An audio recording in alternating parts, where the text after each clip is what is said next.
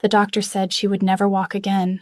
Every night, the Mafia boss sat beside his daughter's bed, surrounded by power he couldn't use, money he couldn't spend, enemies he couldn't threaten. Then one evening, from the garden below her window, music began to play, and for the first time in months, his paralyzed daughter smiled, watching a homeless woman dance barefoot in the dark, just for her.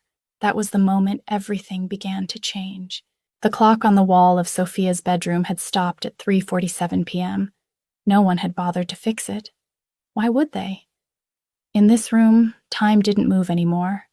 Not in any way that mattered. Vincent Moretti stood at the window of his daughter's bedroom, his reflection dark against the evening sky. Outside, the city sprawled beneath him, blocks of territory he controlled, streets where his name was whispered with fear, businesses that paid tribute to keep operating. He owned this city, but he couldn't make his 9-year-old daughter walk. Behind him, Sophia sat in her wheelchair by her bed, a book open on her lap that she hadn't turned a page of in 20 minutes. Her dark hair, so much like her mother's, fell in waves over thin shoulders. Her hands, small and delicate, rested motionless on the armrests. She hadn't spoken in 3 hours. She rarely spoke anymore. Mr. Moretti. Vincent didn't turn. He knew Elena's voice, Sophia's private nurse, the 4th one in 6 months. The others had quit. Not because Sophia was difficult, but because watching a child fade away in slow motion, watching hope drain from a father's eyes night after night, was more than they could bear.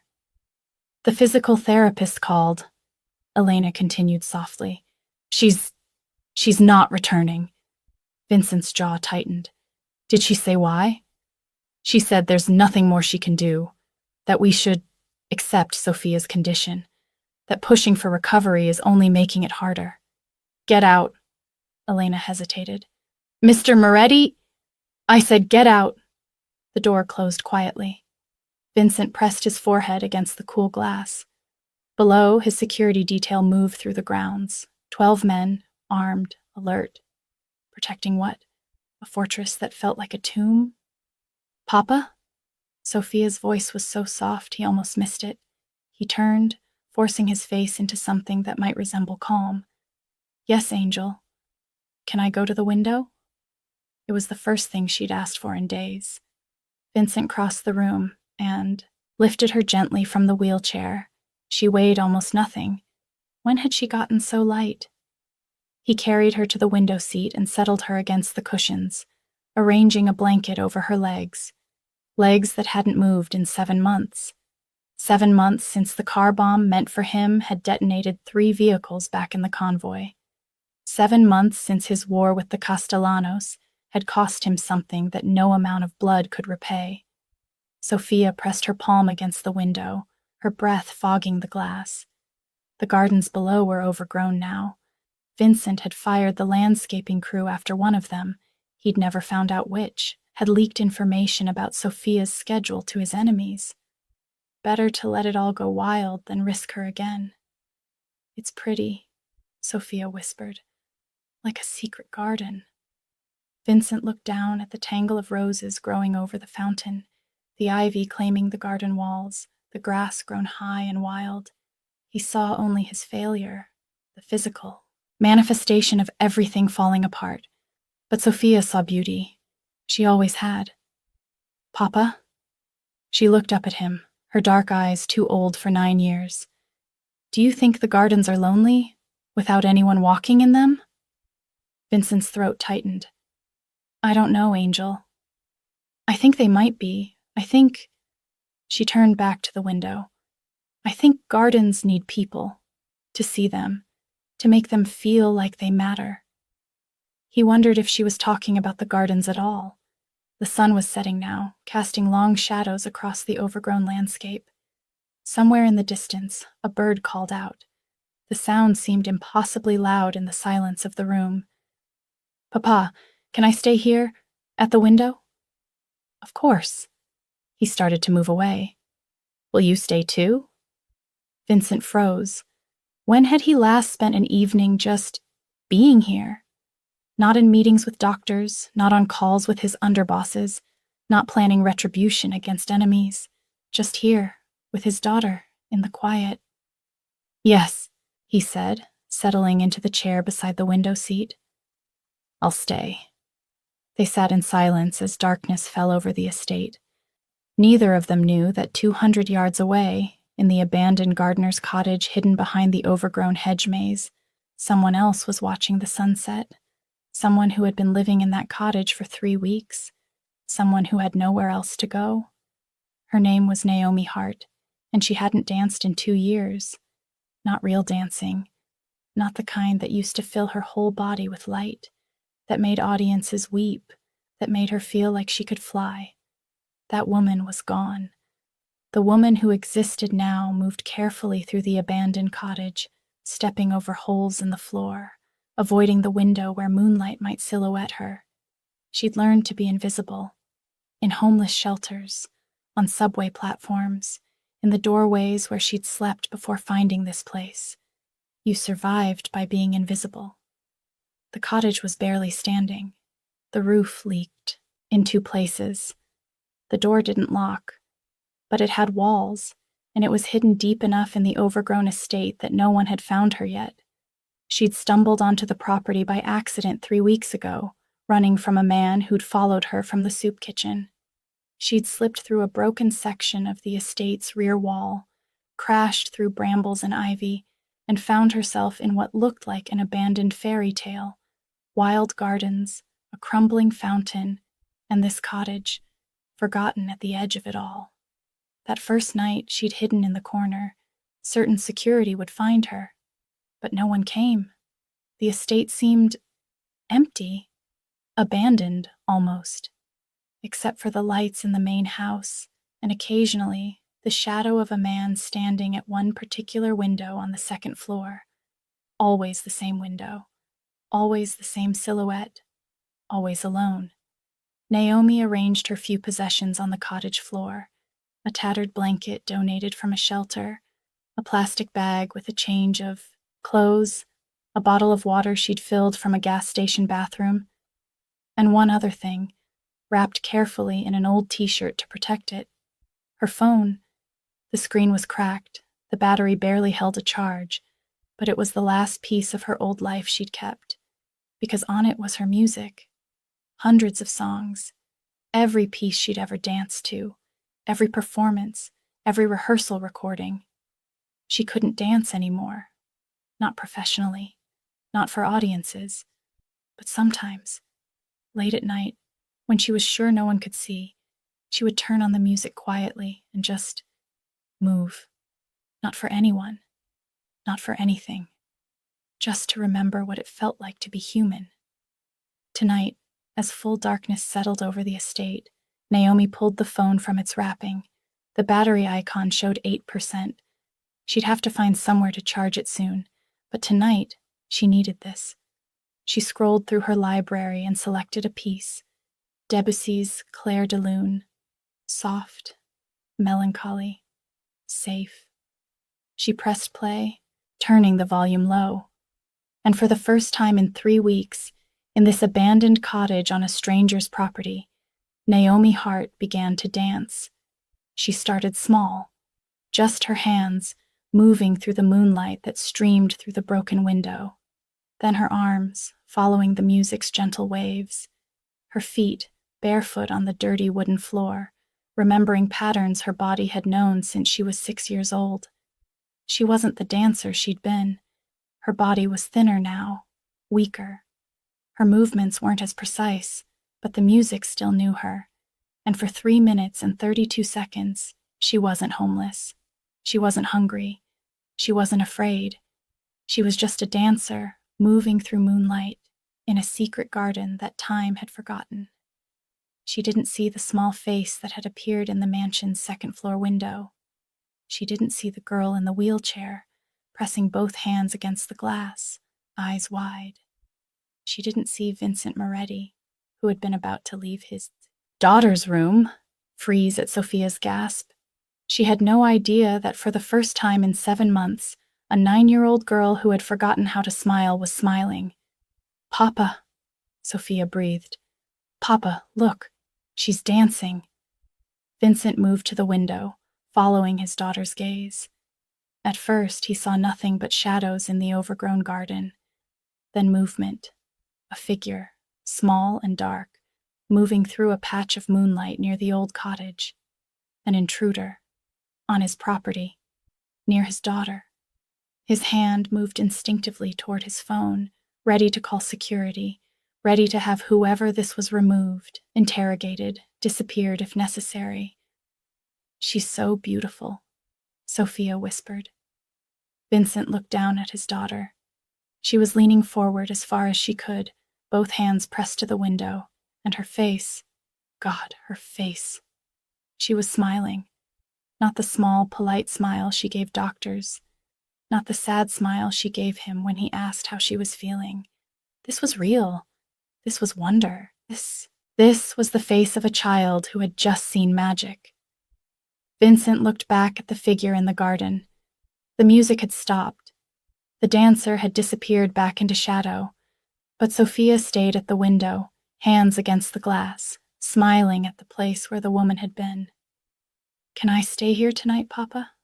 she asked. At the window? Vincent's phone was still in his hand. One call and the intruder would be removed, the property secured, the threat eliminated. He looked at his daughter's face.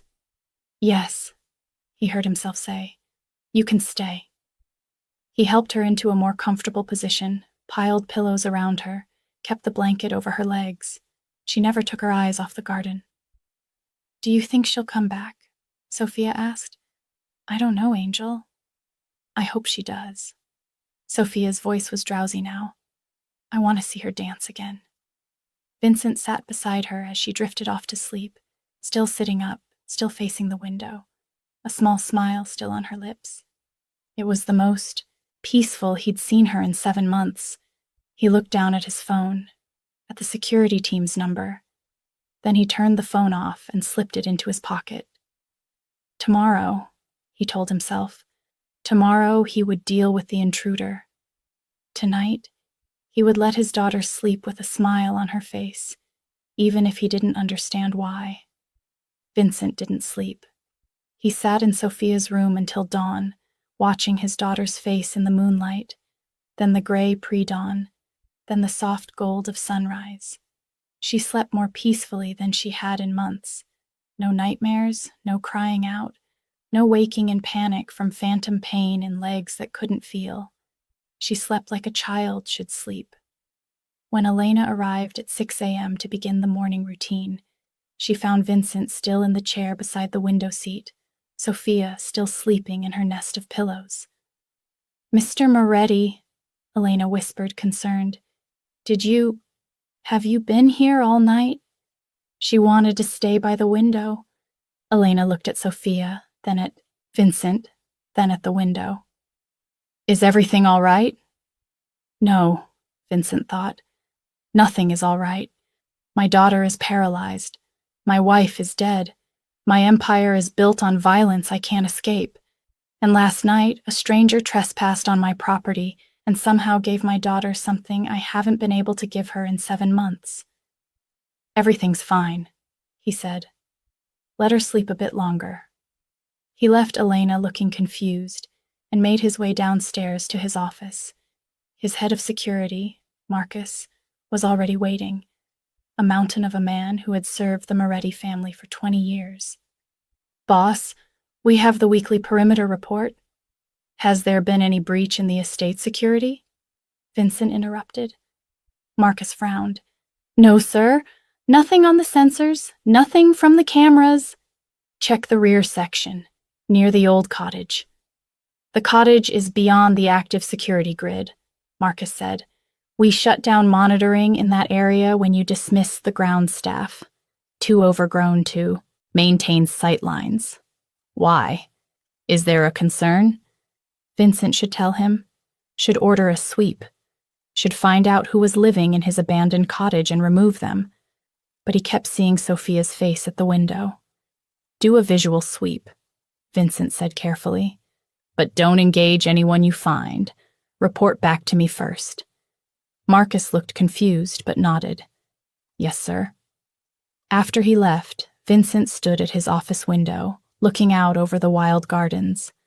Somewhere in that tangle of green, a stranger was hiding, a trespasser, a potential threat, a dancer who had made his daughter smile. He pulled out his phone and called someone he hadn't spoken to in months. Dr. Chen, it's Vincent Moretti. I need you to come to the house. Today, I don't care what appointments you have to cancel. Dr. Patricia Chen had been Sophia's primary physician before she'd become one more specialist who could offer nothing but sympathy. Unlike the others, though, she'd been honest about the limitations of medicine. She arrived 2 hours later, her face showing concern. Vincent, what's wrong? Is Sophia worse? She's better. Dr. Chen blinked. Better? Last night she smiled, really smiled. She asked to stay at the window. She slept peacefully for the first time in months. That's wonderful.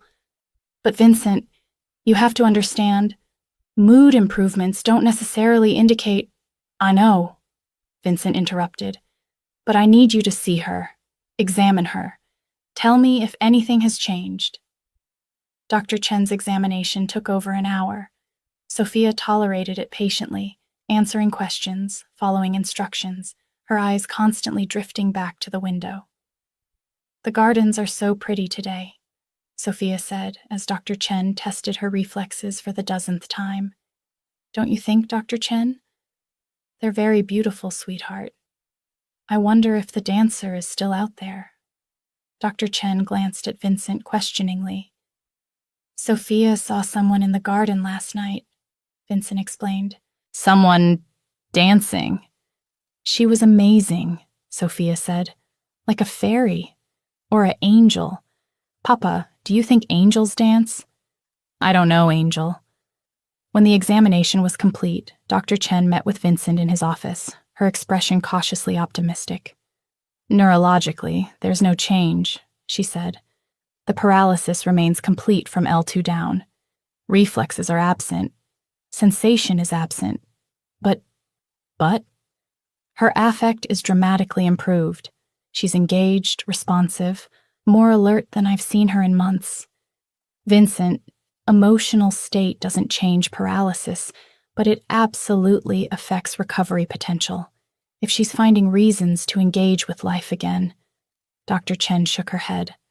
I don't want to give you false hope, but I also won't tell you that hope is useless. After she left, Vincent returned to Sophia's room. She was back at the window, having insisted Elena move her there. Did she come back? Vincent asked. Not yet, but the sun is in the wrong place. I think she dances at night. Sophia looked up at him. Papa, can I stay at the window again tonight? Every instinct told him to say no, to have security clear the property, to remove this unknown variable from his daughter's life before it hurt her. But he looked at her face, hopeful, alive, waiting. Yes, he heard himself say, you can stay. That night, Vincent sat with Sophia as darkness fell. He'd ordered Marcus to delay the security sweep, telling himself he just wanted one more day to understand the situation, telling himself it had nothing to do with the way Sophia hadn't stopped smiling all day. At 8:47 p.m., music drifted up from the garden. Sophia gasped. She's back. Vincent moved to the window.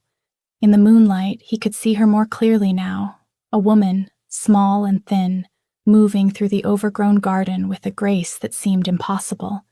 She wore torn clothes.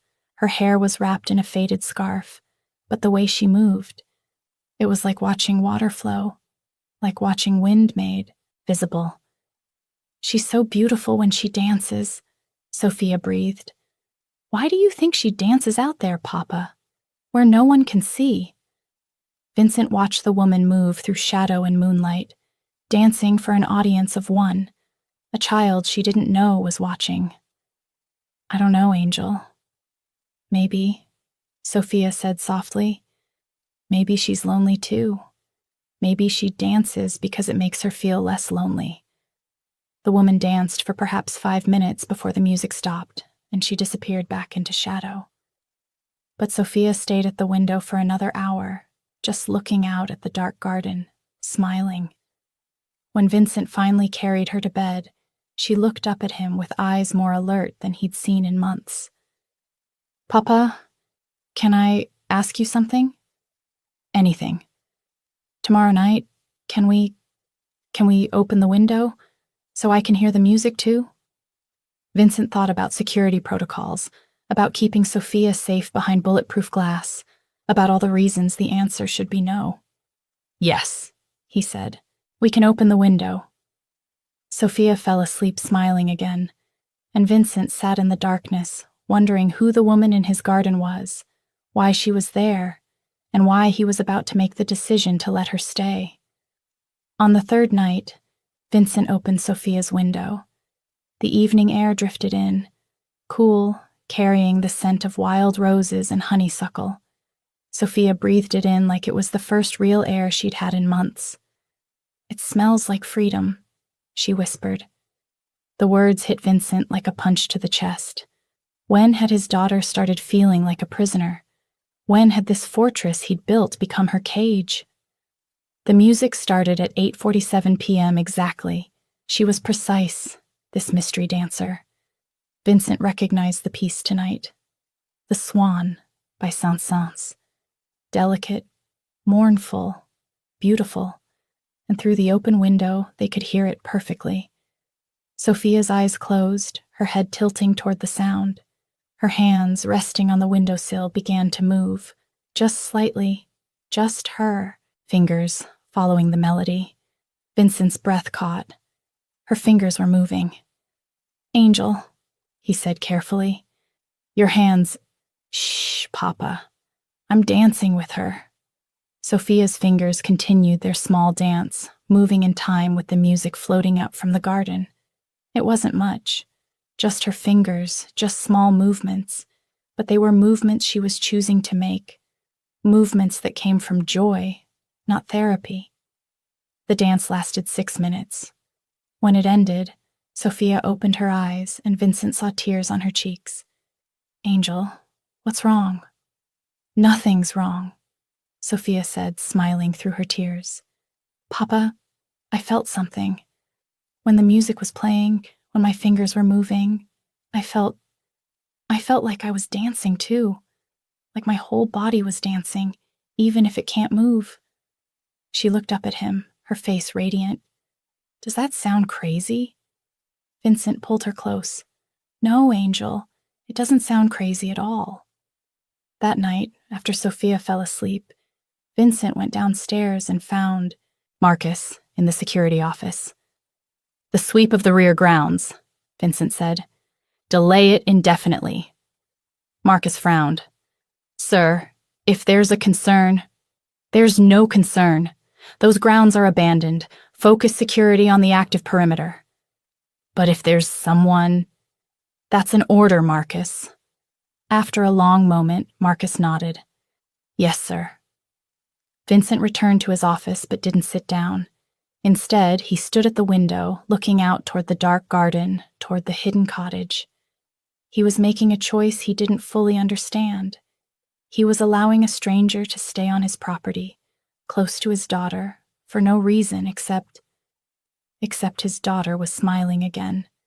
Except for 7 months he'd had all the power in the world and couldn't fix what was broken. And now someone with nothing, someone living in an abandoned cottage, someone dancing in the dark, was doing what he couldn't. His phone buzzed. A message from Marco, his underboss. "Meeting tomorrow, 10 a.m. The Castellano situation. Need your call." The Castellano situation. The war that had cost him his daughter's legs. The war he'd been planning to escalate, to finish, to burn every Castellano holding to the ground. Vincent looked back out at the garden. What would that violence teach Sophia? That her father was powerful? She already knew that he could destroy his enemies? She knew that too. But could he show her something else?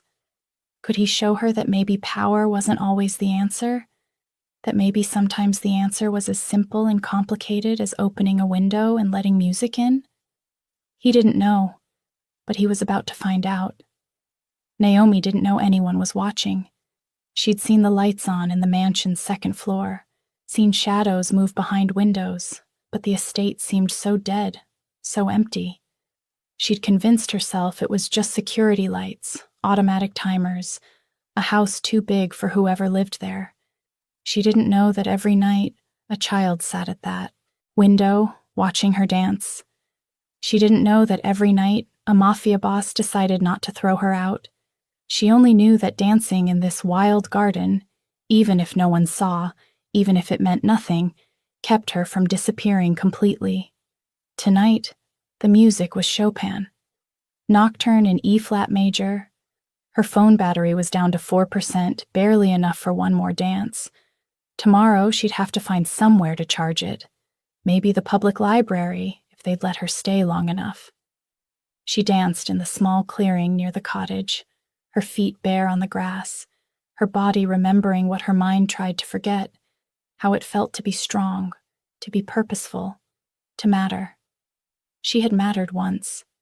4 years ago, she'd danced with the Harlem Contemporary Company. Small roles, mostly, but she'd been building, getting noticed, getting better. Then her mother got sick. Stage 4 cancer, the doctors said, 6 months at most. Naomi had left the company to care for her, danced at her mother's, bedside in the hospice, performing entire ballets in that small room, making her mother smile even when pain made smiling seem impossible. "You're going to be great," her mother had said 3 days before she died. "Promise me you'll dance again, baby. Promise me you won't stop. I promise, Mama." But after her mother died, nothing worked right. The grief was too big. Naomi had missed too many rehearsals. The company couldn't hold her position. And without the company, she couldn't afford her apartment. And without her apartment, the fall happened faster than she'd imagined possible. 1 month she was a dancer with a future.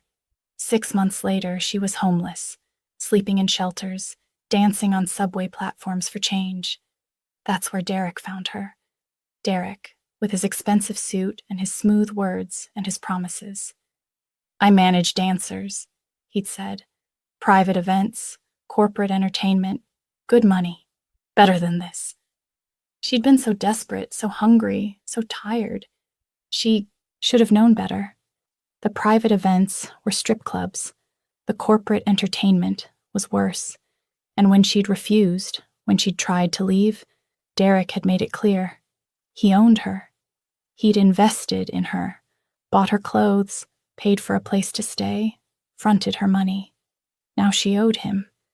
And Derek collected his debts in ways that had nothing to do with money.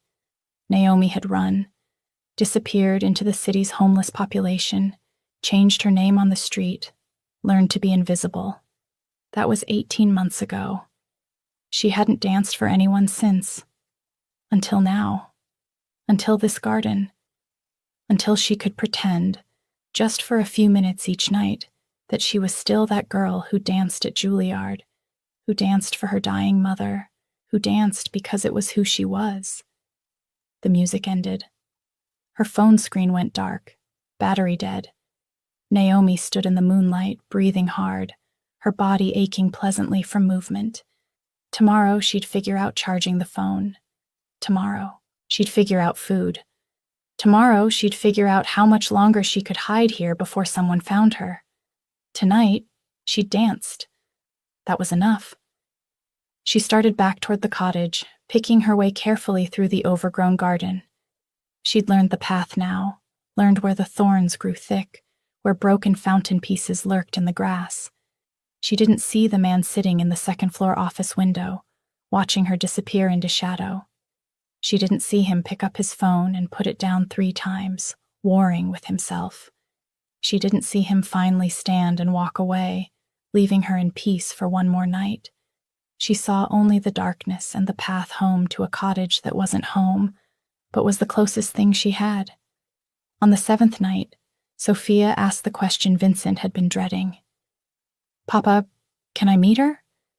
They were at the window as usual, waiting for 8:47 p.m., waiting for the music to start. Angel, I don't think... Please, Sophia interrupted, and her voice was so full of hope it hurt. I just want to thank her for dancing. She doesn't even know I'm watching. That seems unfair, like I'm taking something without asking. Vincent looked at his daughter, this child who was worried about fairness to a stranger, who wanted to thank someone who didn't even know she existed. It might not be safe, he tried. Papa, she's a dancer, not a bad person. You don't know that. Yes, I do. Sophia's voice was firm. Bad people don't dance like that. Bad people don't make beautiful things just because. She's good, Papa. I know she is. Vincent thought about the woman he'd been watching for a week through security cameras he'd secretly had Marcus install in the garden. The woman who ate one meal a day, what looked like food from shelters or soup kitchens, carefully rationed. The woman who washed in the cottage's broken sink with water she collected from the garden fountain. The woman who lived in his abandoned cottage and took nothing, damaged nothing, existed like a ghost who just wanted to dance. Sophia was right. This woman wasn't a threat, but she was a complication Vincent didn't know how to handle. Let me think about it, he said. You've been thinking about it for a week, Sophia pointed out. I see you watching her too, Papa. Every night. You sit there and you watch her dance and you don't call security. Why? Vincent opened his mouth, then closed it. Why? Because Sophia smiled? Because this stranger had done what armies of doctors couldn't? Or because there was something about the way the woman danced, with such private grief, such quiet dignity, that reminded him of something he'd forgotten about the world? I don't know, Angel, he admitted. Can I tell you what I think? Always. Sophia looked out at the garden. I think she's lonely, like me. And I think maybe if I met her, we could both be less lonely, together. At 8:47 p.m., the music started. But tonight, something was different. The melody was familiar, Beethoven's Moonlight Sonata, but the dance itself was different, more emotional, more raw. Vincent watched the woman move through the moonlight, and he saw it in every gesture. Grief. Deep, ancient grief. The kind that lived in your bones. She wasn't just dancing. She was mourning. Sophia pressed both hands against the window glass, tears streaming down her face. She's so sad, Sophia whispered. Papa, she's so sad. The dance built to something almost violent, the woman's movements sharp now, angry, fighting against invisible chains. Then it shattered into something softer, more defeated. Then, at the end, it became something else entirely. Peace, acceptance, a kind of quiet resolution. When the music ended, the woman stood in the moonlight for a long moment, head bowed, arms wrapped around herself. Then she looked up, directly at Sophia's window. Vincent's breath caught. Had she known? All this time? Had she known someone was watching? The woman raised one hand, not a wave exactly, more like an acknowledgement, a greeting to someone she couldn't see but knew was there. Sophia gasped. She sees me! Papa, she knows I'm here! Vincent moved to close the window. No! Sophia grabbed his arm with surprising strength. No, Papa, please, please don't take this away. In the garden, the woman still stood in the moonlight, her hands still raised, waiting. Papa, Sophia said, her voice breaking, please, let me meet her, just once, just to say thank you, please. Vincent looked at his daughter's face, at the desperation there, the need, not for toys or treats or anything material, for connection, for someone who understood what it meant to be trapped. He pulled out his phone and sent a text to Marcus. Clear schedule tomorrow morning. I'll be in the garden, alone. Make sure everyone knows I am not to be disturbed. Then he looked at Sophia. Tomorrow, he said. Tomorrow I'll meet her. And if, he took a breath, if she's who I think she is, if she's safe, then yes, you can meet her. Sophia threw her arms around him with more energy than she'd shown in months. Thank you, Papa. Thank you, thank you, thank you. In the garden, the woman lowered her hand and disappeared into shadow. But Vincent could have sworn, just before she vanished, he saw her smile. Vincent waited in the garden at dawn. He'd positioned himself near the cottage, but not too close. He didn't want to frighten her.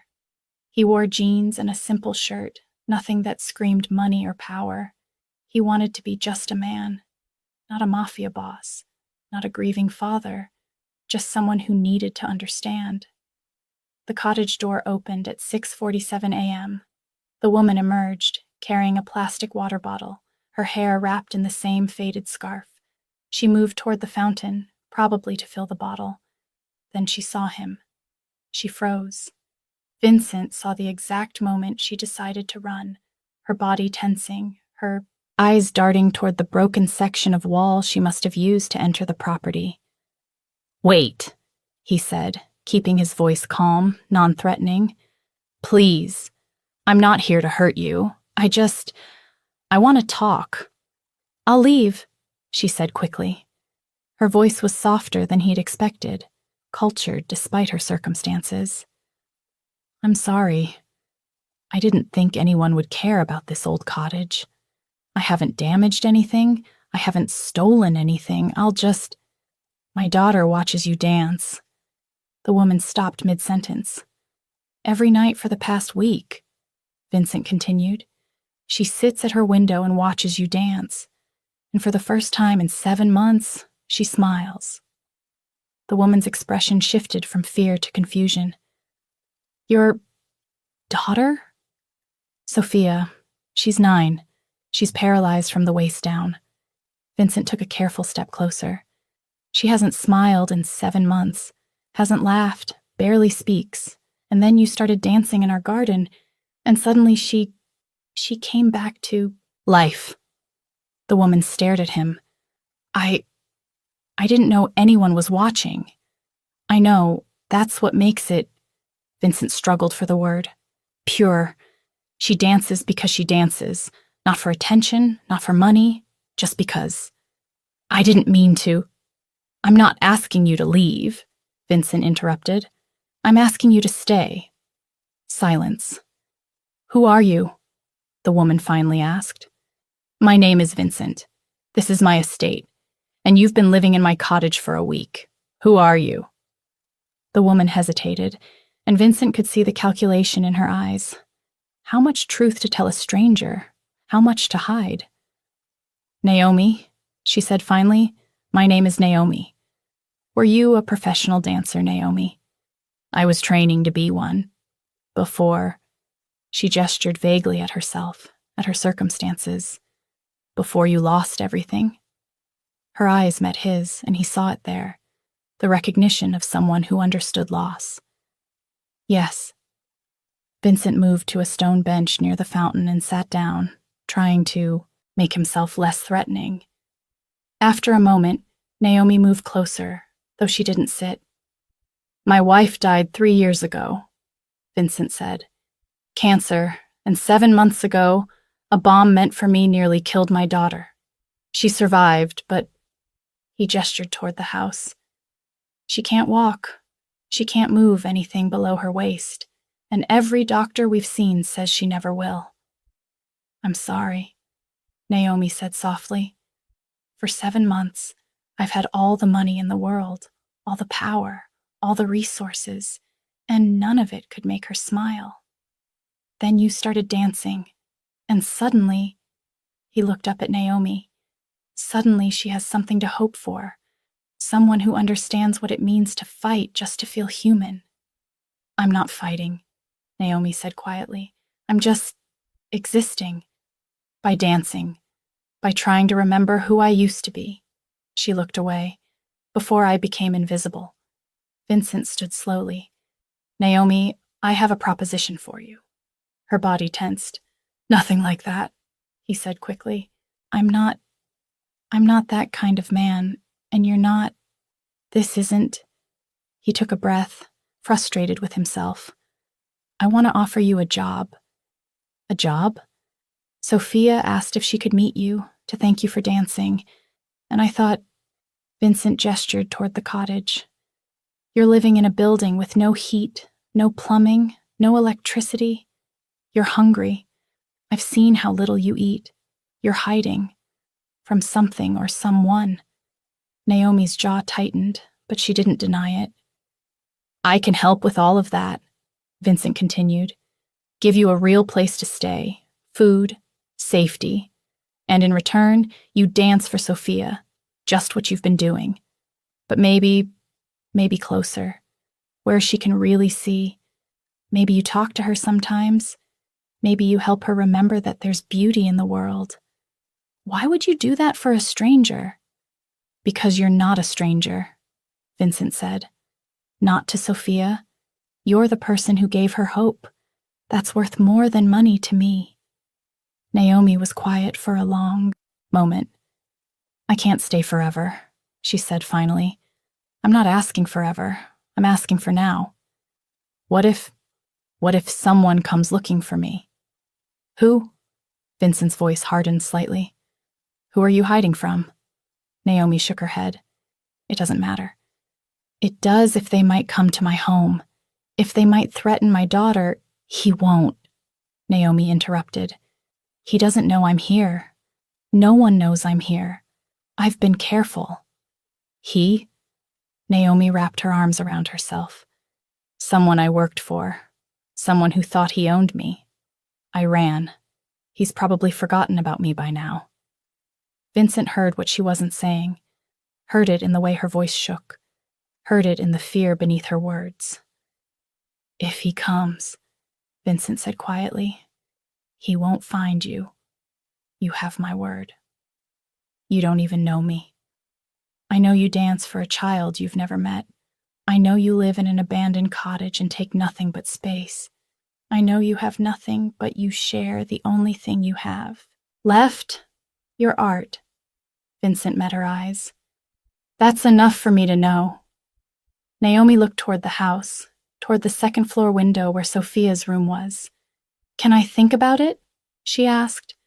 Of course. But Naomi? Vincent pulled a card from his pocket, just his first name and a phone number. If you need anything, food, safety, a way out, call me. Even if you decide not to take the job, call me. He set the card on the stone bench and walked away. He was halfway back to the house when he heard her voice. Vincent? He turned. She was holding the card, looking at it like it might be a trap or a miracle. She couldn't quite decide which. Your daughter, Naomi said. What kind of music does she like? Vincent felt something loosen in his chest. I don't know, but I think she'd like whatever you choose. Naomi nodded slowly. Tell her I'll dance tonight, and tell her I'm glad I could make her smile. That night at 8:47 p.m., Naomi danced closer to the house than she ever had before, close enough that Sophia could see her face in the moonlight, close enough that when Sophia pressed her hand against the window glass, Naomi saw it and pressed her own hand up, mirror image, separated by glass and circumstance and 100 other things. But for that moment, they were together, a child who couldn't walk and a woman who couldn't stop dancing, both searching for the same thing, freedom. 3 days later, Naomi moved into the guest cottage, not the abandoned ruin where she'd been living, but a smaller building on the estate that Vincent had renovated years ago as guest housing. It had heat, electricity, running water, and actual walls that didn't leak. It felt like a palace. Naomi stood in the small kitchen, turning the faucet on and off just to watch clean water flow. Hot water, cold water, water she didn't have to carry from a fountain. She wanted to cry. Miss Hart? Naomi turned to find Elena, Sophia's nurse, standing in the doorway, holding a basket. Mr. Moretti asked me to bring you some essentials, Towels, toiletries, some clothes. Elena set the basket down. He wasn't sure what size, so there's a variety. If nothing fits, just let me know, and I'll get more. This is... Naomi looked at the basket. Expensive shampoo, actual toothpaste instead of the donated stuff from shelters, clothes that looked new. This is too much. Mr. Moretti said you'll be working with Sophia. He wants you comfortable. Elena smiled. Sophia's been asking about you constantly. When you're coming, what you're like, if you'll teach her about dancing. I'm not a teacher, Naomi said quickly. You're someone who made her smile. That's teacher enough. After Elena left, Naomi explored the cottage. A small bedroom with a real bed, a bathroom with a shower, a living area with a couch, and in the corner, a CD player and a selection of music, classical, contemporary, everything a dancer might need. There was a note beside the player, handwritten in what she'd come to recognize as Vincent's precise script. For when your phone battery runs out. Naomi sat on the couch and cried for the first time in months, not from sadness, from relief, from feeling, just for a moment, like she might be human again. She met Sophia the next evening. Vincent had invited her to the house, to Sophia's room, for a proper introduction. Naomi was terrified. What if Sophia was disappointed? What if the magic only worked from a distance? What if Naomi said something wrong? But when she entered the room and saw the small girl in the wheelchair by the window, all her fears evaporated. Sophia's face lit up like sunrise. You're real, Sophia breathed. I was worried maybe I'd imagined you. I'm real, Naomi said, moving closer. She knelt beside the wheelchair so she was at Sophia's eye level. And you're Sophia. Your dad told me about you. He told me about you too. He said you were a dancer, a real one.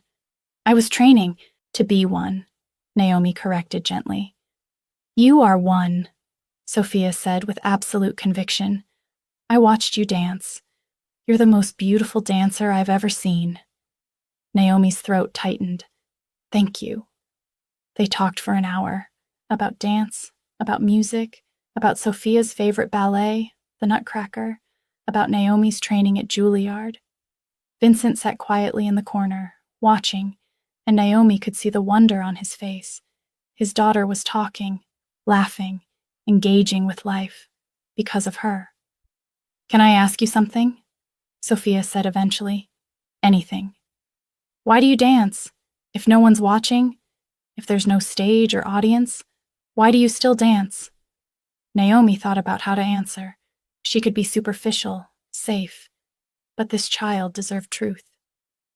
Because dancing is the only time I don't feel lost, Naomi said quietly. When I'm dancing, I know who I am.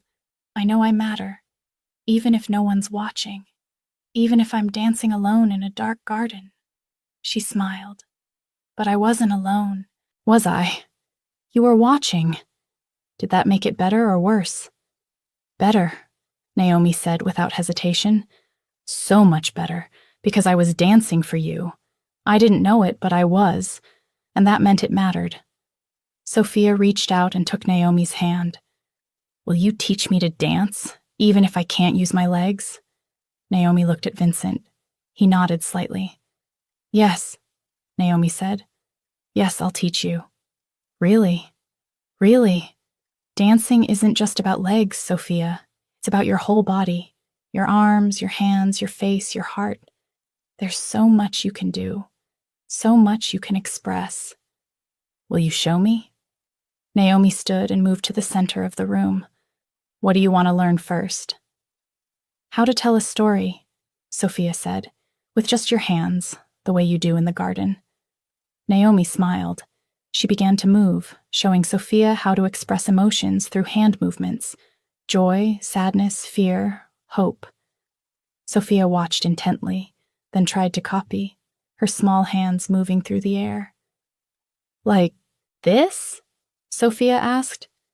Exactly like that, Naomi said. You're a natural. They worked for another hour until Sophia started to tire, but she was still smiling when Vincent carried her to bed. "Will you come back tomorrow?" Sophia asked Naomi. "If you'd like me to." "I'd like you to, very much." After Sophia fell asleep, Vincent walked Naomi back to the guest cottage. They walked in comfortable silence through the evening air. "Thank you," Vincent said finally, "for what you're doing for her." "I should be thanking you," Naomi replied, "for the cottage, the clothes, the job, all of it. You're giving me my daughter back. That's worth everything I own." They reached the cottage. Naomi turned to face him. "Can I ask you something?" she said. "Anything? Why did you really let me stay? Before you knew what I could do for Sophia? That first week, you knew I was in your abandoned cottage. You could have thrown me out. Why didn't you?" Vincent was quiet for a moment. "Because Sophia smiled," he said finally. "And because I know what it's like to have nowhere to go. Not physically, but emotionally. To be so lost you're just going through motions." He met her eyes. "You look like I felt, and I thought maybe we could help each other find a way back." Naomi nodded slowly. "Are you lost, Vincent?" "Completely, but less so now than I was a week ago." "Me too," Naomi said softly. She went inside, and Vincent walked back to the house, where his daughter slept peacefully, dreaming of dancing. For the first time in 7 months, he felt something dangerous. Hope. For 3 weeks, everything was perfect. Naomi came to Sophia's room every afternoon. They worked on movement, on expression, on using dance to tell stories even when your body wouldn't cooperate. Sophia's mood improved daily. She laughed more, talked more, engaged with life more. She even started physical therapy again, not because anyone made her, but because Naomi had mentioned that flexibility and core strength would help her upper body movement. "I want to be stronger," Sophia told her physical therapist, "so I can dance better." Dr. Chen, witnessing the transformation during a follow-up visit, pulled Vincent aside. "Whatever you're doing, don't stop," she said. "Her neurological condition hasn't changed, but her will to engage has increased dramatically. And that matters. That matters more than you know." But Vincent knew something Dr. Chen didn't. He knew that nothing perfect lasted forever. The warning came from Marcus on a Tuesday afternoon. "Boss, we have a situation." Vincent looked up from his desk. Marcus's expression was grim. "What situation?" "A man's been asking questions.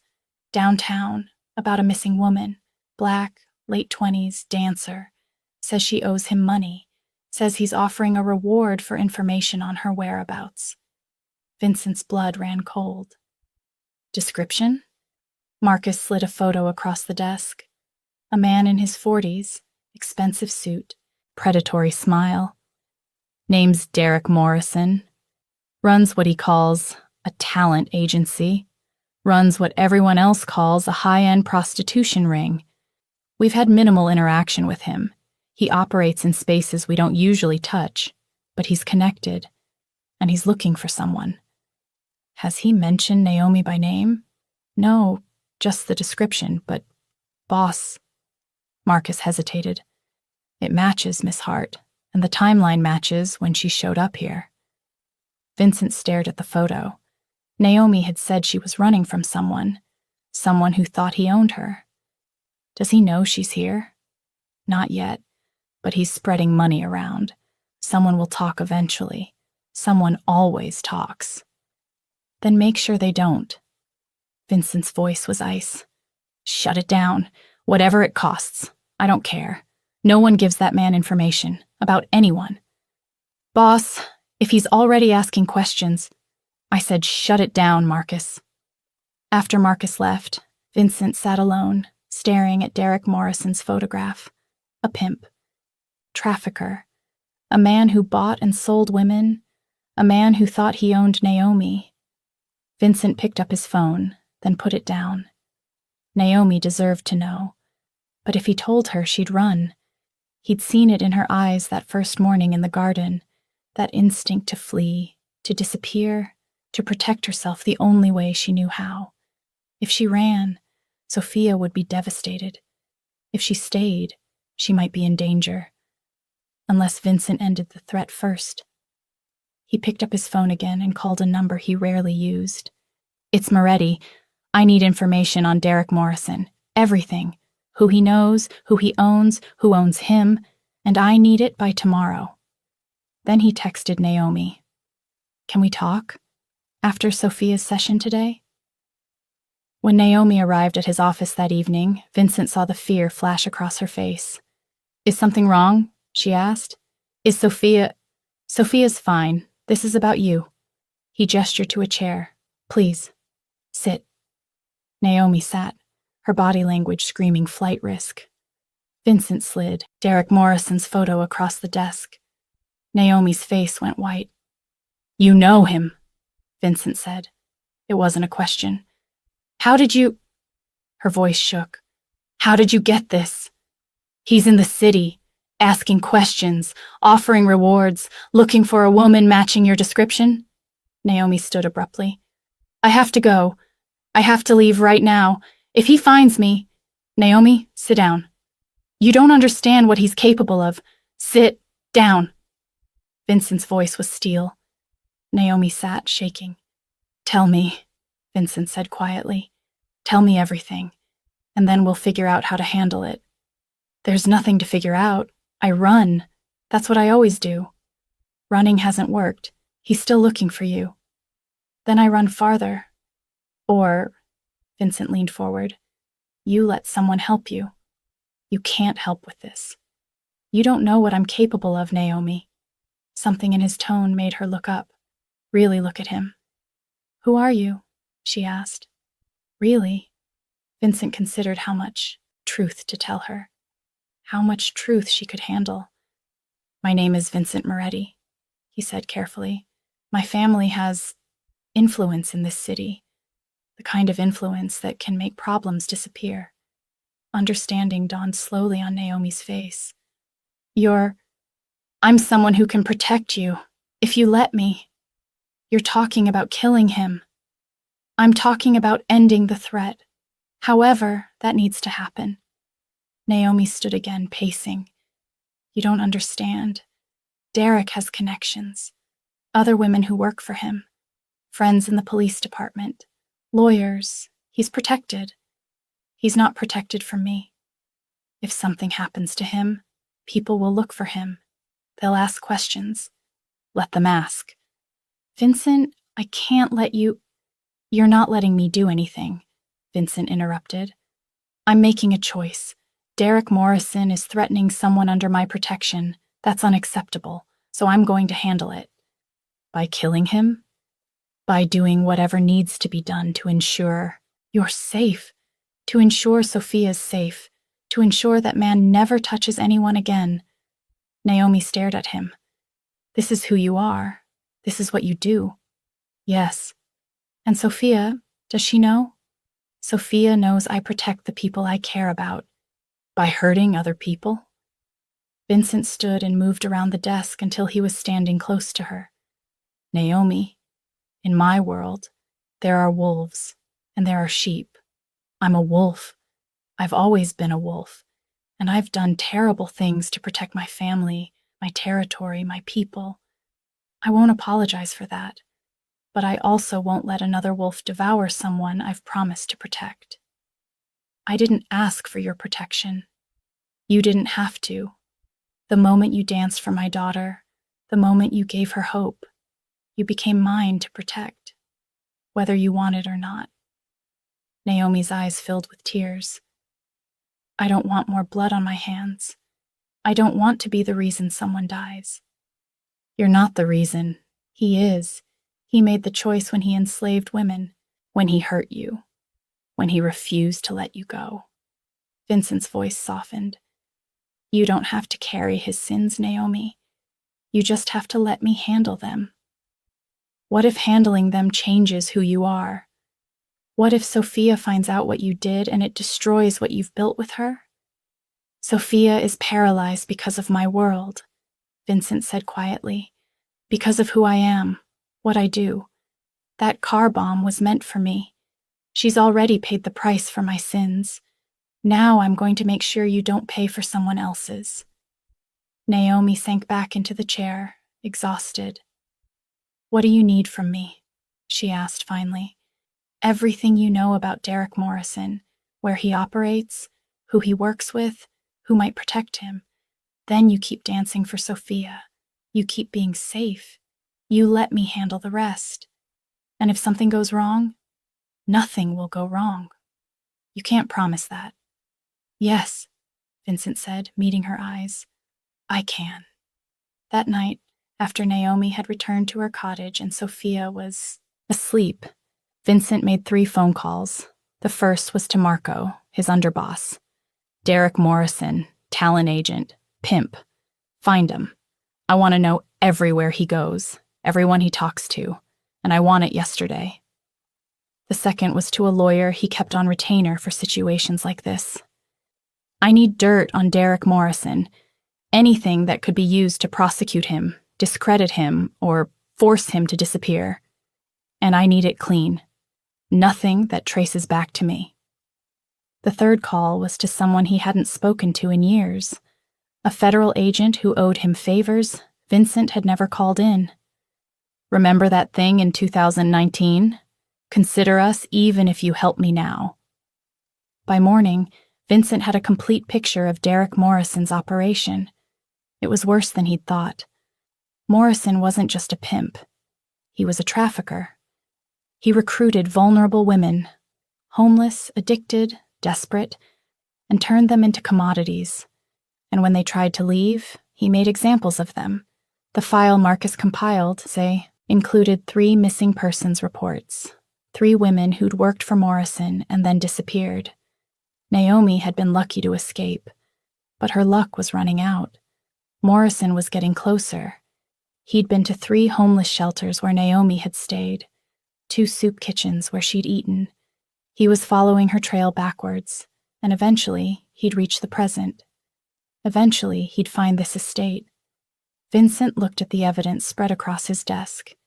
He could have Morrison arrested, could turn all of this over to the police, could let the legal system handle it. But the legal system had failed those 3 missing women. The legal system couldn't protect Naomi if Morrison made bail, couldn't protect Sophia if Morrison decided to use her as leverage. The legal system was sheep. Vincent was a wolf, and it was time to remind everyone why wolves ran this city. Vincent didn't tell Naomi what he planned to do. He simply invited Derek Morrison to a meeting. A business proposition, the message said. Sent through intermediaries, worded carefully, an unnamed client interested in Morrison's services. Morrison took the bait. The meeting was set for a warehouse on the docks, neutral territory, or so Morrison thought. He arrived with 2 bodyguards, which was smart, but not smart enough. Marco and Vincent's team had been in the warehouse for hours. Exits secured, escape routes blocked, every advantage mapped and claimed. When Morrison walked in, he was already caught. "Mr. Morrison," Vincent said from his position in shadow, "thank you for coming." Morrison squinted into the darkness. "Who are you? Where's the client?" "I'm the client." Vincent stepped into the light. He saw the moment Morrison recognized the name, the family, the danger. "Moretti." Morrison's voice was careful now. "I don't usually do business with your organization." "That's wise. We don't usually do business with human traffickers." Morrison's bodyguards tensed. Marco and 3 other men stepped from the shadows, armed and ready. "I think there's been a misunderstanding," Morrison said smoothly. "I run a talent agency, entertainment services, all legal, all consenting. Naomi Hart."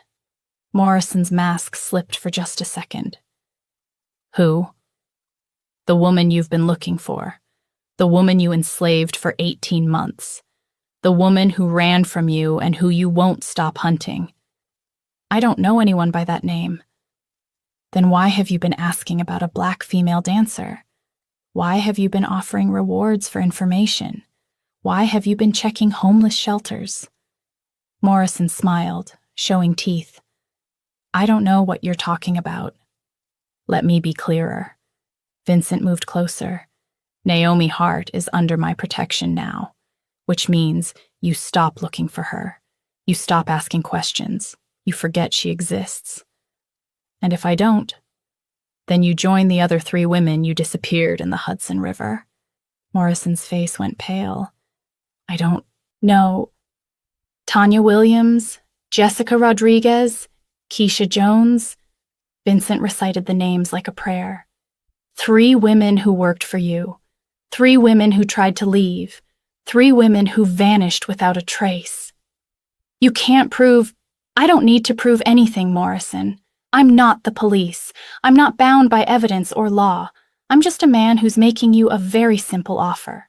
Walk away from Naomi Hart or disappear. Morrison laughed, but there was no humor in it. You think you scare me? I have connections. Lawyers, cops on my payroll. You touch me and what? Vincent's voice was ice. They'll investigate. They'll ask questions. They'll find evidence. He gestured around the warehouse. Do you see any evidence here, Morrison? Do you see anything that connects me to whatever happens next? Morrison looked at Marco, at the other men, at the exits all blocked. What do you want? He asked finally. I want you gone. Out of the city. Out of the business. Out of my sight. I have operations here, investments. I can't just... You have 24 hours, Vincent interrupted. Tomorrow night, you're either on a plane somewhere far away or you're at the bottom of the river. Your choice. And my business? My women? Your women aren't yours. They never were. As of tonight, they're free. I've already contacted most of them, offered them real help, real housing, real protection. The ones who want to stay in the industry can work independently. The ones who want out get whatever support they need to rebuild. Morrison's face twisted with rage. You can't. I already have. Vincent pulled out his phone and showed Morrison a document. Legal, notarized, transferring ownership of Morrison's properties to a shell corporation Vincent controlled. Your assets now belong to me. Your apartment, mine. Your business locations, mine. Your bank accounts. He smiled. Frozen, pending investigation into trafficking and racketeering. You leave with nothing, Morrison. But you do leave with your life. That's more than you deserve. This is illegal. Call the police. I'll wait. Morrison stared at him, understanding finally settling in. He had no moves left, no leverage, no escape except the one being offered. I'll remember this, Morrison hissed. I hope you do. I hope you remember every day for the rest of your life that you lost to someone protecting a woman you tried to destroy. Maybe it'll teach you something. Morrison and his bodyguards were escorted out. Vincent watched them leave, then pulled out his phone. Track them, he told Marco. Make sure he actually gets on a plane. If he's still in the city tomorrow, handle it. Boss, do you want him? No. I want him alive and gone. Dead makes him a martyr to the other traffickers. But alive and humiliated, stripped of everything, that sends a better message. After everyone left, Vincent stood alone in the empty warehouse, looking at his hands. They were clean. No blood. No violence. Just words and power and the threat of what he could do. Was this better than killing Morrison? Was this worse? He didn't know. But Sophia would never have to know about any of it, and Naomi was safe. That was all that mattered. When Vincent returned to the estate, Naomi was waiting in his office. Is he dead? She asked without preamble. No. Then what? He's gone, leaving the city. He won't come back. How can you be sure? Because I made it very clear what happens if he does. Naomi studied his face. You scared him. Yes, but you didn't hurt him. Not physically, but I hurt him where it mattered. His pride, his power, his possessions. He leaves with nothing, Naomi. That's worse than death for men like him. Naomi sat down slowly. Why didn't you just kill him? That's what you do, isn't it? Sometimes, when it's necessary. But sometimes there are better ways, ways that don't create more violence, ways that don't require Sophia to one day learn her father's a murderer. She already knows what you are. She knows I'm complicated. She knows I'm not perfect, but she doesn't need to know I'm a monster. You're not a monster, Naomi said softly. Monsters don't protect people. Monsters don't give homeless dancers a home and a purpose. I'm a monster who sometimes does good things. That doesn't make me good. Naomi stood and moved closer to him. Vincent, what you did tonight, protecting me, freeing those other women, giving Morrison a chance to leave instead of killing him. That wasn't monster behavior. That was human. Don't make me into a hero, Naomi. I'm not one. I'm not making you into anything. I'm just seeing you. They stood in silence for a moment. He's really gone? Naomi asked. He's really gone? And the other women? Being helped. I have people setting up housing, therapy, job training, whatever they need. That must cost. I have money I'll never spend. Might as well use it for something worthwhile. Naomi's eyes filled with tears. Why are you doing all this? Because you matter. Because those women matter. Because I'm tired of being the person who only takes. Maybe it's time to be the person who gives. Naomi reached out and took his hand. Thank you for all of it, for seeing me, for protecting me, for being more than what you think you are. Vincent squeezed her hand gently, then let go. Go get some rest. Sophia will want to see you tomorrow, and she's been working on a new routine she wants to show you. Naomi smiled. She told me. It's based on the Firebird. She's very excited. Then I better make sure nothing ruins her excitement. After Naomi left, Vincent stood at the window, looking out over his estate. Somewhere in the guest cottage, Naomi was safe. Somewhere upstairs, Sophia was sleeping peacefully. Two people who, 3 weeks ago, he hadn't known existed.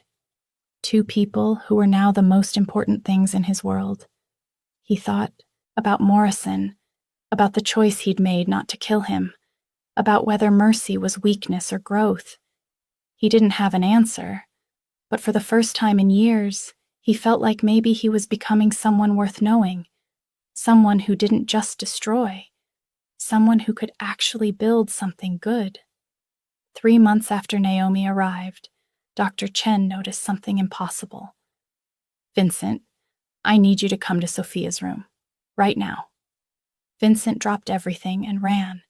When he burst into the room, expecting crisis, he found Dr. Chen kneeling beside Sophia's wheelchair, tears streaming down her face. What's wrong? Her toes moved. Time stopped. What? Watch. Dr. Chen touched Sophia's right foot gently. Sophia, can you try again, like you showed me? Sophia, looking terrified and hopeful, closed her eyes in concentration, and her right big toe flickered, just the tiniest movement. Again, Dr. Chen breathed. The toe moved again. Vincent couldn't breathe. How is this possible? He managed. I don't know. Neurologically, this shouldn't be happening. The damage to her spine was complete. There should be no pathway for movement, but... Dr. Chen looked at Sophia with wonder. Bodies are capable of things we don't understand, especially when they have reasons to heal. Naomi, Sophia said quietly. It's because of Naomi. Sweetheart, that's not... It is, Sophia insisted. Ever since Naomi started teaching me to dance, teaching me to use my whole body, teaching me to feel the music, I've been feeling things, tingles, pins and needles. And yesterday, when we were dancing to the Firebird, I felt my toe move. Just a little. So I tried again, and it moved more. Vincent sank into a chair, overwhelmed. "We need to do more testing," Dr. Chen said. "MRIs, nerve conduction studies, everything. This could be a fluke, or it could be the beginning of recovery. We won't know until—" "No tests," Sophia interrupted. Both adults looked at her. "No tests," she repeated firmly. "I don't want doctors and hospitals and tests. I want to keep dancing with Naomi. I want to keep working. I want to keep feeling." "Sophia, we need to understand what's happening." "I know what's happening," Sophia said. "I'm getting better because I'm happy, because I have hope, because Naomi showed me that even broken things can be beautiful." Vincent looked at Dr. Chen, who shrugged helplessly. "If we wait," Dr. Chen said carefully, "and this is genuine recovery, early intervention with physical therapy could make a huge difference. But if the child is refusing—" "I'm not refusing to get better," Sophia said. "I'm refusing to let doctors take over my getting better. This is mine, and Naomi's, and I want to do it our way." Vincent moved to his daughter's side. "Angel, if there's a chance this is real, if there's a chance you could walk again—" "Then it happens because of dancing and happiness and love," Sophia interrupted. "Not because of hospitals and pain and being poked and prodded. Please, Papa, trust me." How could he say no to that? "One condition," Vincent said. "We do gentle, non-invasive monitoring. Dr. Chen checks you weekly. We track progress. And if at any point it seems like medical intervention would help, we discuss it. Deal?" Sophia considered.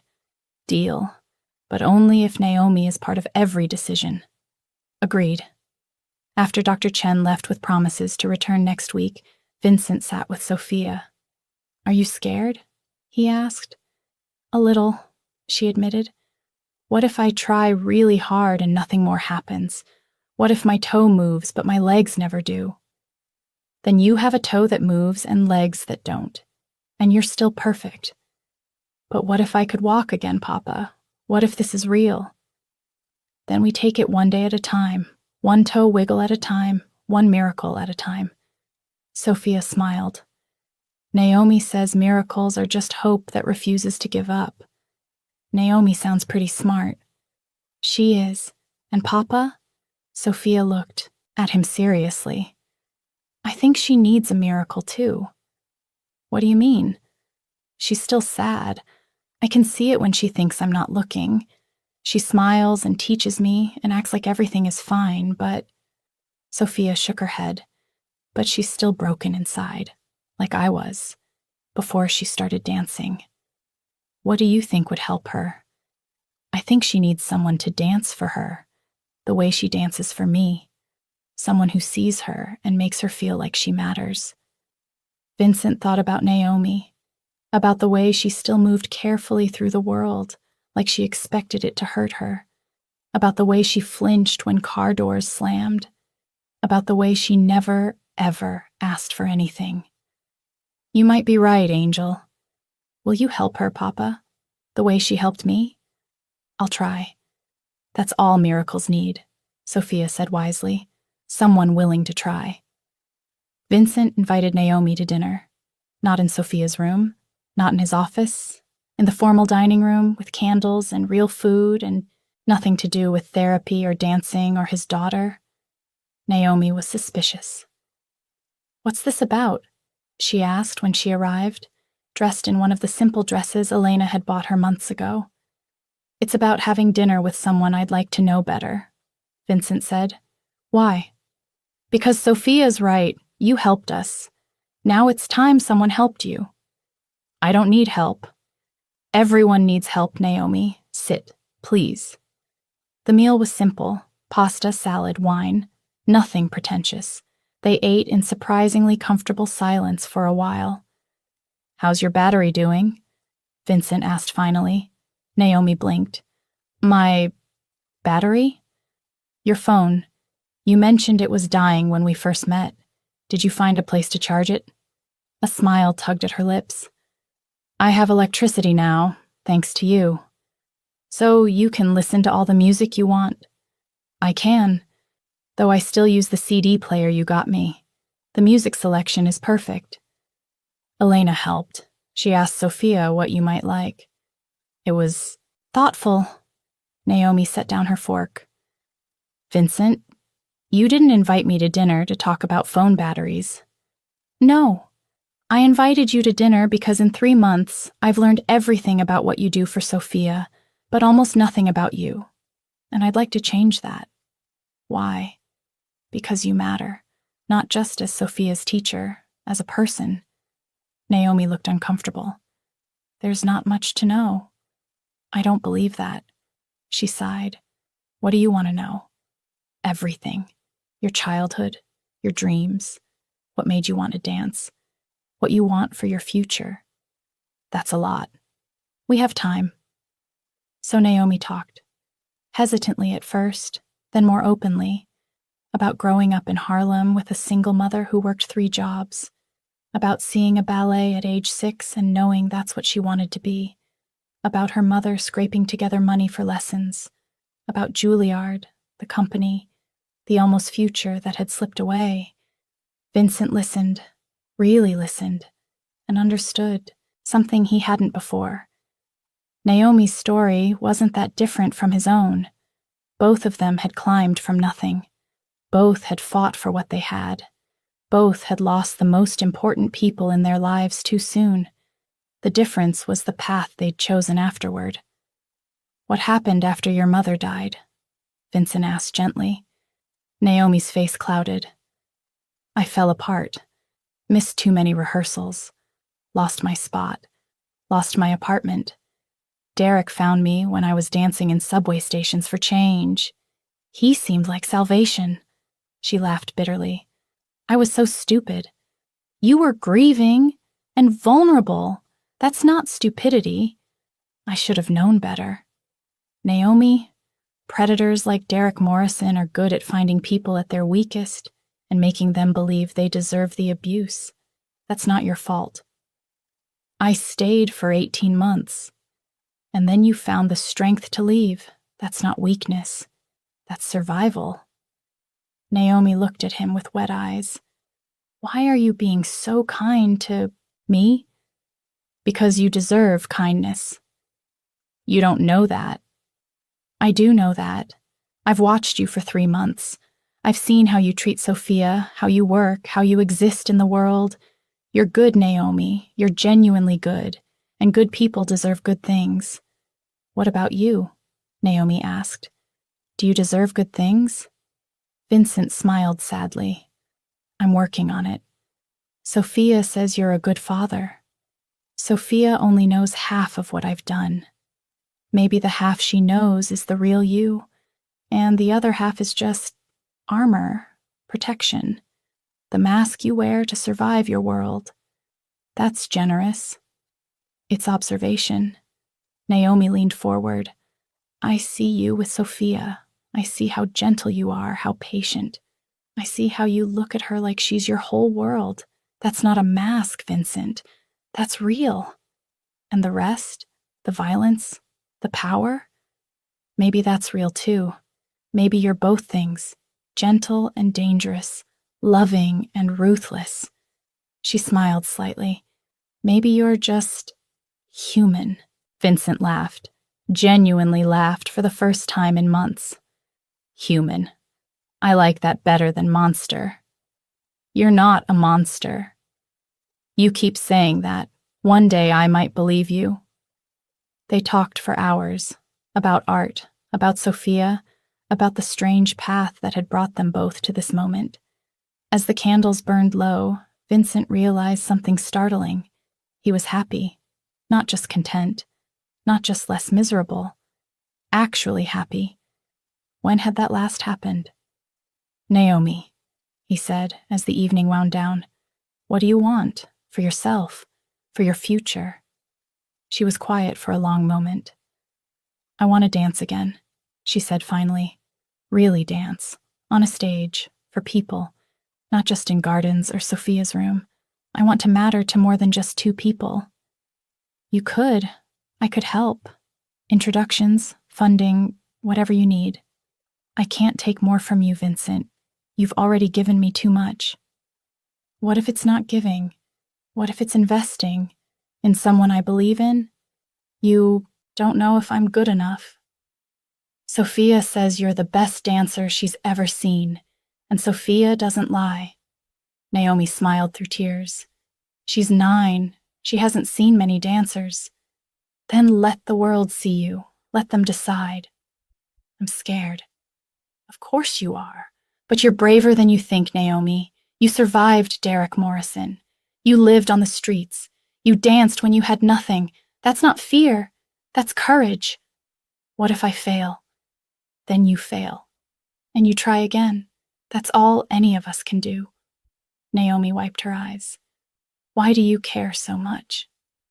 Because, Vincent said honestly, you gave me back my daughter, because you showed me that violence isn't the only form of power, because you're proof that broken things can heal. He paused. And because somewhere along the way, you became important to me, not just as Sophia's teacher, as you. Naomi stared at him. The air between them shifted, became charged with something neither was quite ready to name. Vincent, I'm not asking for anything, he said quickly. I just wanted you to know that you matter. To me, to Sophia, to this family we're somehow building. Family, Naomi repeated softly. If you'll have us. She reached across the table and took his hand. I'll have you, she whispered. And in that moment, Vincent understood. Sophia wasn't the only one healing. He was too. 2 weeks later, Sophia's toes moved again. Then her ankle flexed. Then, impossibly, sensation returned to her right knee. Dr. Chen was baffled. This shouldn't be possible. The MRI still shows significant spinal damage, but the nerves are regenerating somehow. It's like... She shook her head. It's like her body is rewriting the rules. It's the dancing, Sophia insisted. It's making me remember how to feel. Whether it was medical miracle, psychosomatic phenomenon, or something else entirely, no one could say. But the progress was undeniable. And with progress came hope. And with hope came fear. Naomi felt it most acutely. She was terrified that if Sophia recovered, really recovered, she'd no longer be needed, that Vincent would thank her politely and send her on her way, that she'd return to invisibility. Vincent saw the fear. Come with me, he said one evening after Sophia was asleep. He led Naomi to a part of the estate she'd never seen, a ballroom, gorgeous and huge, with wall-to-wall mirrors and a hardwood floor. I had it built for my wife, Vincent said quietly. She loved to dance, not professionally, just for joy. We used to dance here in the evenings. He looked around the space. After she died, I couldn't come in here. I locked it, forgot about it. Why are you showing me now? Because I want you to use it. Teach Sophia here when she's ready. Practice here. Dance here. Bring life back to this space. Vincent, I can't, and I want you to perform. Naomi froze. What? A performance. Here, in the ballroom. For Sophia's 10th birthday. Just family and close. Friends. Nothing public. Nothing scary. Just a chance for you to dance the way you were meant to. On a real stage, for people who matter. I haven't performed in years. I'm not ready. You are ready. More than ready. And Sophia deserves to see you dance like you once danced. Really dance. Not just teaching, but performing. What if I'm terrible? You won't be. What if I freeze? What if I fall? Then you freeze and you fall and we help you back up. That's what families do. Families. The word made Naomi's chest ache. You really think I could do this? I know you could. The question is, do you want to? Did she? The old Naomi, the one who danced at Juilliard, who dreamed of stages and audiences, would have screamed yes. But the new Naomi, the one who'd survived Morrison, who'd lived on streets, who'd learned to be small and invisible, was terrified. I want to, she whispered. I'm just so scared. Vincent moved closer. Scared of failing? Or scared of succeeding? Both. If I fail, I prove Morrison was right, that I'm nothing, that I was never good enough. She took a shaky breath. But if I succeed, then I have something to lose again, and I don't know if I can survive losing again. You won't lose this time. You can't promise that. No, Vincent agreed. But I can promise I'll be here, whatever happens. Success, failure, anything in between. You won't face it alone. Naomi looked around the ballroom, at the mirrors reflecting infinite possibilities, at the floor that had once held joy, at the windows letting in moonlight. Okay, she said, I'll do it. For Sophia, for her birthday. Not just for Sophia, Vincent said. For you too. Sophia's 10th birthday was on a Saturday in April. They spent the day quietly, cake, presents, Sophia's favorite movies. But she knew something special was planned for the evening. Is Naomi really going to dance for me? She kept asking. Really dance? On a real stage? The whole thing? What piece is she doing? It's a surprise. At 7 p.m., Vincent wheeled Sophia into the ballroom. She gasped. The space had been transformed. Lights hung from the ceiling, creating pools of warmth and shadow. Chairs were arranged in a small semicircle. Just Vincent, Elena, Dr. Chen, and Marcus, who'd become increasingly protective of both Sophia and Naomi, and at the far end, a small stage with a single spotlight. This is beautiful, Sophia breathed. Wait until you see her dance. The lights dimmed.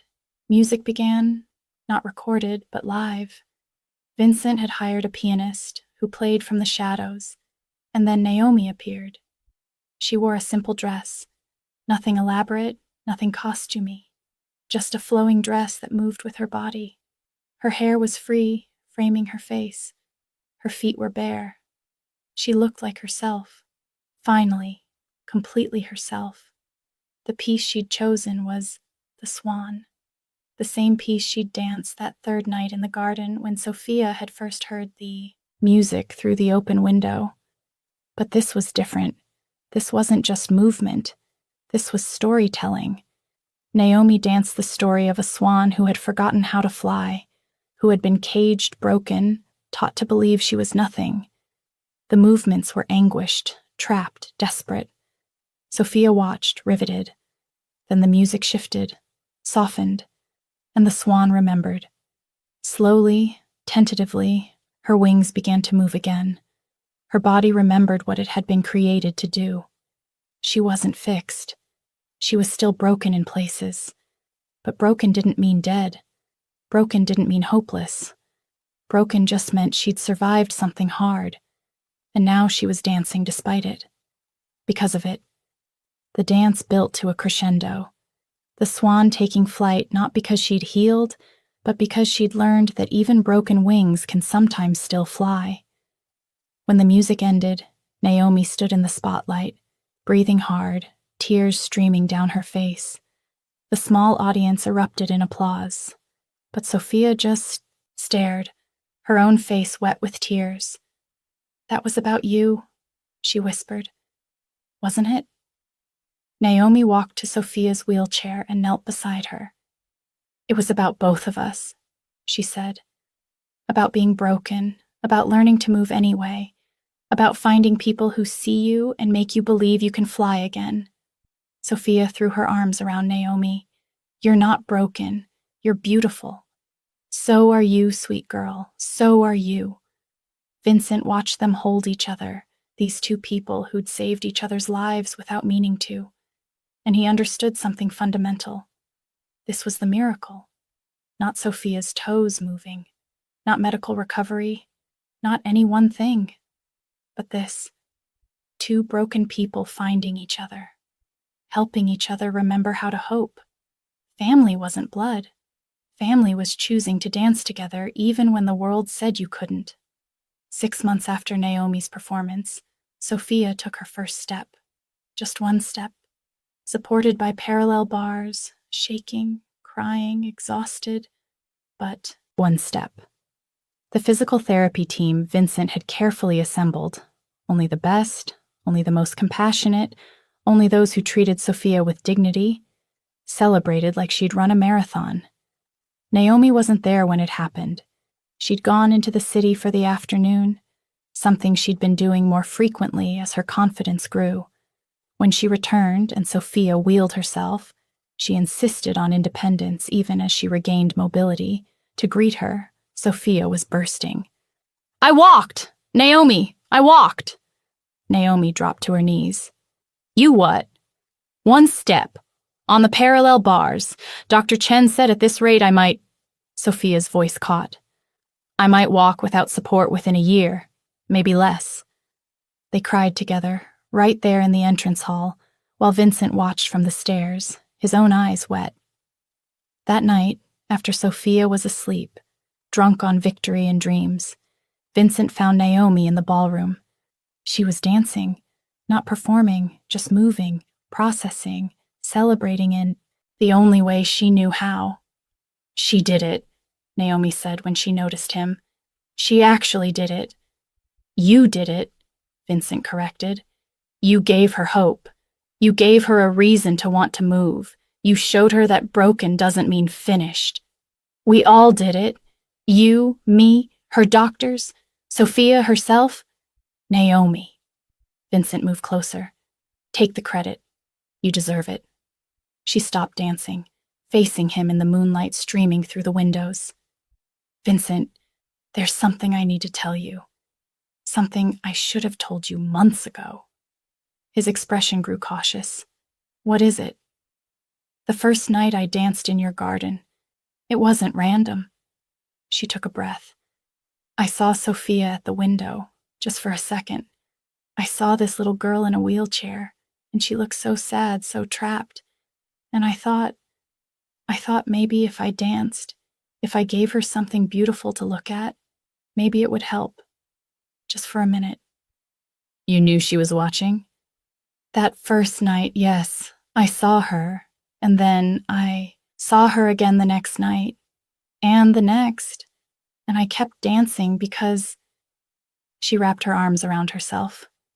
"Because seeing her smile at the window was the first time in 2 years I felt like I mattered, like I had purpose beyond just surviving."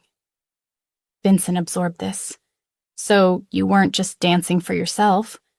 "I was, but I was also dancing for her, for this child I didn't know, who I wanted to help the only way I could." Naomi's voice shook. "Does that change things? Does it make me a liar?" "No." Vincent moved even closer, until he was standing right in front of her. "It makes you the most selfless person I've ever met. You had nothing. You were hiding, scared, desperate, and you used the only thing you had, your art, to try to help a stranger. I didn't want you to think I'd manipulated you, or used Sophia. You saved her, Naomi. Whether you dance knowingly or unknowingly doesn't change that." Naomi looked up at him, and Vincent realized how close they were, standing, how the air between them had become charged again. "There's something else," Naomi whispered. "What?" "I'm falling for you." The words rushed out. "I tried not to. You're my employer, Sophia's father. You've given me everything, and I know it's inappropriate and probably wrong, but I can't help it. Every time you look at Sophia with such love, every time you help one of Morrison's other girls, every time you choose kindness over power, I fall a little more and—" Vincent kissed her, soft, gentle, like she was made of something precious. When he pulled back, Naomi was staring at him in shock. "I'm falling for you too." he said quietly. Have been for months. Every time you dance. Every time you make Sophia laugh. Every time you choose to stay even when I know you're scared. Every time you show me what real strength looks like. Vincent, I'm nobody. I have nothing. I'm just, you're everything, he interrupted. Your kindness and courage and grace. You're everything I'm not but want to be. He cupped her face gently. You're the person who made me believe I could be more than violence and power, that I could build instead of destroy. I didn't do that. You did that yourself. I did it because you showed me it was possible. They kissed again, deeper this time, months of tension and fear and hope pouring into the connection. When they finally broke apart, Naomi was crying. What if this is a mistake? She whispered. Then we make it together. What if I'm not good enough for you, for Sophia, for this life? You're already good enough, more than good enough. The question is, are we good enough for you? Naomi laughed through her tears. You're ridiculous. Is that a yes? I don't know what the question is. Vincent took both her hands. The question is, will you stay? Not as Sophia's teacher, not as someone I'm helping, but as us, as whatever this is, as family. Vincent, I'm not asking for marriage or promises or anything you're not ready for. I'm just asking you to stay, to let this be real, to let yourself be loved.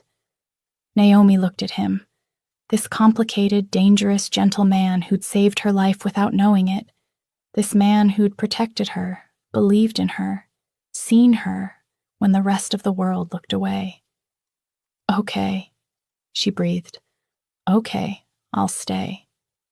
They held each other in the ballroom, moonlight painting them in silver, while upstairs a little girl who'd taken her first step dreamed of dancing. 1 year after Naomi moved into the estate, Sophia walked across her bedroom without support. 11 steps. Everyone cried. Dr. Chen called it the most remarkable recovery she'd ever witnessed. The medical journals wanted to study Sophia, to understand how nerve regeneration had occurred in a case previously deemed hopeless. Sophia refused. It was the dancing, she said simply, and love, and hope. That's all anyone needs to know. 2 months later, Naomi performed, again, this time at a small contemporary dance theater downtown. Vincent had quietly funded the production. Sophia sat in the front row in a regular chair. She only used the wheelchair now for very long distances or when tired. The performance was stunning. Critics called Naomi a revelation. Dance companies called offering positions. But Naomi had other plans. She opened a dance therapy program for survivors. Women escaping abuse, trafficking, violence. Women like she'd been. Women like the 3 Morrison had killed, and the dozen more he'd destroyed. The program was free, fully funded, and housed in a converted warehouse on the estate grounds. Dance saved me, Naomi explained at the opening ceremony. I want to share that salvation with others who need it. Vincent stood in the back, watching her speak with confidence and grace, watching her move through a crowd like she owned every space she inhabited. This was the woman he'd fallen in love with, not the terrified dancer he'd found in his garden, but the person she'd always been underneath, the person who just needed safety and support to emerge. Papa, she's amazing, Sophia whispered beside him. She could walk now, though it still tired her quickly, but she insisted on standing for important moments. She is, Vincent agreed. Are you going to marry her? Vincent looked down at his daughter. Is that what you want? It's what I want, if it's what you both want. Do you want it? Did he? He thought about coming home to Naomi every night, about dancing with her in the ballroom, about building a life that wasn't based on violence and power, but on creation and love. Yes, he said. I want it. Then ask her, Papa. before someone else does. Vincent laughed. Who else is going to ask her? Have you seen the way that modern dance choreographer looks at her? Or the program director? Or... Okay, I get it. So ask her. Tonight. Tonight? Why wait? Mama used to say that life is too short to postpone happiness. Vincent pulled Sophia close. Your mama was a smart woman. She was, and she'd really like Naomi. You think so? I know so. They both believed in dancing through the hard stuff. They both believed broken could be beautiful. Sophia looked up at him. And they both believed you were worth loving, even when you didn't believe it yourself. Vincent's eyes stung. How did you get so wise? I had good teachers. You, Naomi, Mama, before. She squeezed his hand. So ask her. Make our family official. That night, Vincent took Naomi to the ballroom. She laughed when she saw it lit with hundreds of candles. What's all this? I needed the right setting. For what? Vincent pulled a small box from his pocket. Naomi's breath caught. A year ago, Vincent said, you were living in my abandoned cottage, dancing in my overgrown garden, hiding from the world, and I was a man who'd forgotten how to be anything but powerful and angry and lost. Vincent, then you danced for my daughter, and somehow, in the process of saving her, you saved me too. You showed me what real strength looks like, what real grace is, what it means to build instead of destroy. He opened the box. The ring inside was simple, elegant, but not ostentatious. A single diamond that caught the candlelight. I know it's fast. I know we're still figuring this out. I know you have your program and your own future, and I would never ask you to give any of that up. But, he dropped to one knee, but I also know that I love you, completely, impossibly, in ways I didn't think I was capable of anymore. Naomi was crying now, hand over her mouth. Naomi Hart, will you marry me? Will you be Sophia's mother? She wants that, by the way. She's upstairs, probably listening at the door. They both heard Sophia's giggle from the hallway. Will you be my wife? Will you let me spend the rest of my life trying to be worthy of you? You're already worthy, Naomi whispered. Is that a yes? Yes, God, yes, of course yes. He slid the ring onto her finger and stood, pulling her into a kiss that tasted like tears and joy, and futures neither of them had dared imagine. Sophia erupted from her hiding spot and threw herself at both of them, nearly knocking them over. I knew it! I knew you'd say yes! Elena owes me $10! You bet on this? Vincent asked. Obviously. This is the best day ever. Well, second best.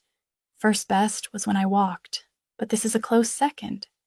They laughed and cried and held each other, this strange, beautiful family built from broken pieces. 6 months later, on a warm autumn evening, Vincent Moretti and Naomi Hart were married in the ballroom. It was small, just family and close friends. Sophia was the flower girl, walking the entire aisle by herself, with her father stationed every few feet just in case, but she didn't falter. Naomi wore a simple white dress that let her move freely, because after the ceremony, after the vows and the rings and the promises, there would be dancing. So much dancing. The first dance was Vincent and Naomi, swaying to Etta James, holding each other like they were the only two people in the world. The second dance was Naomi and Sophia, dancing to the Firebird, Sophia's favorite. Sophia's movements were still careful, still limited, but she was dancing, actually dancing. Thank you, Sophia whispered as they moved together. For what, sweet girl? For teaching me to fly again. You taught yourself. I just played the music. Thank you for that, too, for seeing me when I was invisible. You were never invisible to me. The third dance was Vincent and Sophia, father and daughter, both crying happy tears as he spun her slowly around the ballroom. I'm proud of you, Angel. So proud. I'm proud of you too, Papa. You found someone who makes you smile. You're building instead of breaking. You're being who you were always meant to be. Who's that? Good. Just good. Not perfect. Not without complications. But trying. That's all anyone can ask. I learned that from you. No, Papa. You learned it from Naomi. I just reminded you it was possible. The party went late into the night.